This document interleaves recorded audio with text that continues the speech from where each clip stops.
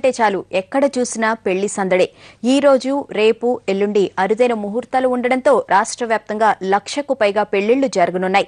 దీంతో ఊరువాడ ఎటు చూసినా కళ్యాణ శోభతో కళకళలాడుతోంది. అంతేకాదు పంతుళ్లు మొదలుకుని ఈవెంట్ మేనేజర్ల దాకా అందరికీ ఫుల్ డిమాండ్ ఏర్పడింది.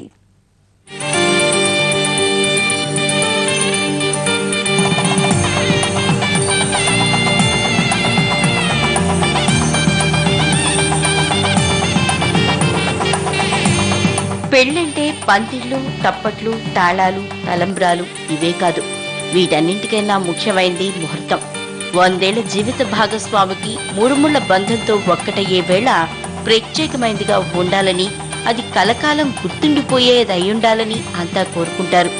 అలాంటి ముహూర్తాన్ని ఎంపిక చేసుకుని మరీ పెళ్లి చేసుకుంటారు. అలాంటి అరుదైన ముహూర్తాలకు వేదిక కానుంది ఈ రోజు. ఈ ఒక్కరోజే కాదు, రేపు ఎల్లుండి కూడా ఇలాంటి అరుదైన ముహూర్తాలు ఉండటంతో రాష్ట్రంలో 1,00,000కు పైగా పెళ్లిళ్లు జరగనున్నాయి.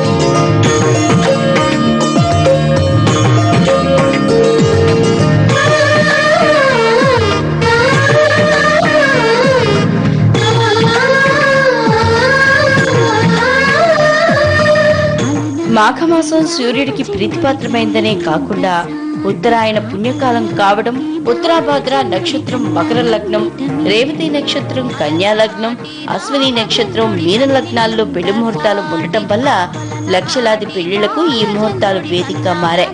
మూడం దగ్గర పడుతుండటంతో చాలా మంది ఈ ముహూర్తాలకి మొగ్గు చూపారు. ఈ మాఘమాస ముహూర్తాలు విడిపోతే 4 నెలల వరకు బలమైన ముహూర్తాలు లేకపోవడమే ఈ స్థాయిలో పెళ్లిళ్లు జరగటానికి కారణం.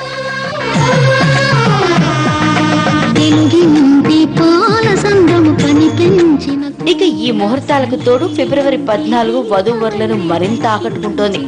రేపు ప్రేమికుల రోజు కావడంతో ఈ ముహూర్తంలో పెళ్లి చేసుకోవడానికి చాలా మంది ఆసక్తి చూపిస్తున్నారు. వ్యాలంటైన్స్ డేలో తాళి కట్టి కొత్త జీవితం ప్రారంభించాలని అనుకుంటున్నారు.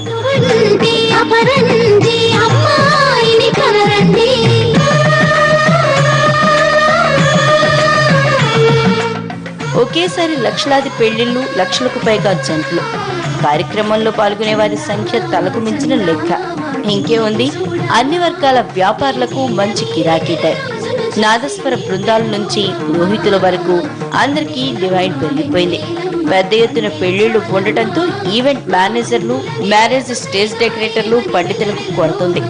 ఫంక్షన్ హాళ్ల విషయానికి వస్తే హాల్లో పట్టే సీట్ల కెపాసిటీ, వారు కల్పించే సదుపాయాల్ని బట్టి 1,00,000 నుంచి 5 లక్షల దాకా వసూలు చేస్తున్నారు.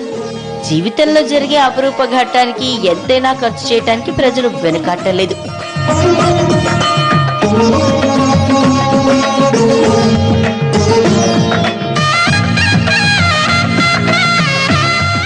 మరోవైపు పెళ్లిళ్ల కోసం ప్రయాణం చేసే వారికి ఆర్టీసీ ప్రత్యేక ఏర్పాటు చేసింది. ఈ 3 రోజుల్లో ప్రయాణికుల సౌకర్యం కోసం 1,200 ప్రత్యేక